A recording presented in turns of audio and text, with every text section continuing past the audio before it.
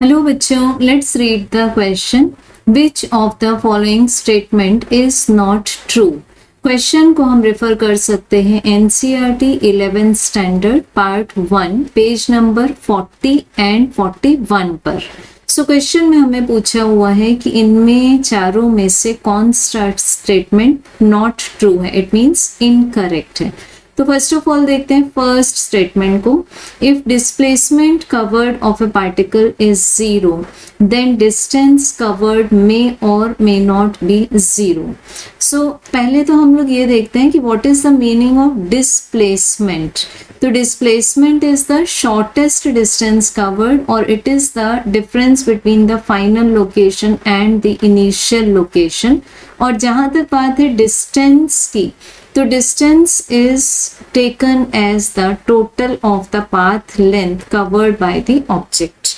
सो यहाँ पर हम लोग एक एग्जाम्पल ले लेते हैं। Let this is initial point A and this is final point B for the forward journey. अब एक ऑब्जेक्ट ए टू बी जाता है और फिर बी टू ए रिटर्न आ जाता है। ठीक इस तरह से ये फॉरवर्ड एंड बैकवर्ड जर्नी करता है। सो यहाँ पर हमारे पास में जो टोटल डिस्प्लेसमेंट होगा that will be a null vector. तो डिस्प्लेसमेंट का मैग्नीट्यूड 0 हो जाएगा, बट डिस्टेंस का आंसर आ गया यहाँ पर twice of A P. So ये स्टेटमेंट करेक्ट है। And similarly in the circular motion, एक पूरे रिवॉल्यूशन के बाद में displacement covered will be 0, but जो डिस्टेंस है that will be equals to 1 full circumference एक रोटेशन के बाद। सो वन स्टेटमेंट करेक्ट है। अब देखते हैं second statement. If the distance covered is 0 then the displacement must be 0।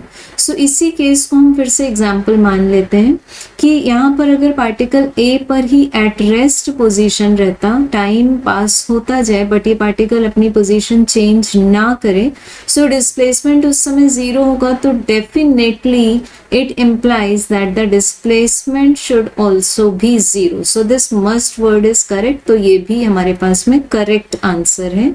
Then third, the numerical value of ratio of displacement to distance is equal to or less than 1. So ये अब हम एक ऐसा example लेते हैं जिसमें कि particle सिर्फ फॉरवर्ड जर्नी कर रहा है। तो मान लेते हैं पार्टिकल ए से बी तक जाता है।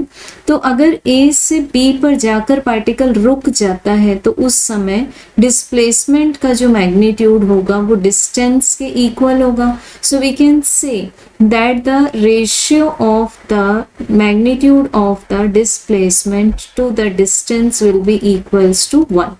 But अब हम सेकेंड एग्जाम्पल में यहाँ पर मान लेते हैं कि पार्टिकल B से रिटर्न आता है और वो किसी एक पॉइंट C तक रिटर्न आ जाता है। तो उसका यहाँ जो डिस्प्लेसमेंट हुआ सेकेंड केस में, इसको हम बोल देते हैं displacement in the second case that will be less than the displacement in the first case. So इस केस में हमें जो रेशियो मिलेगा that will be less than 1. So this is also correct. And fourth is the numerical value of the ratio of velocity to speed is always less than 1.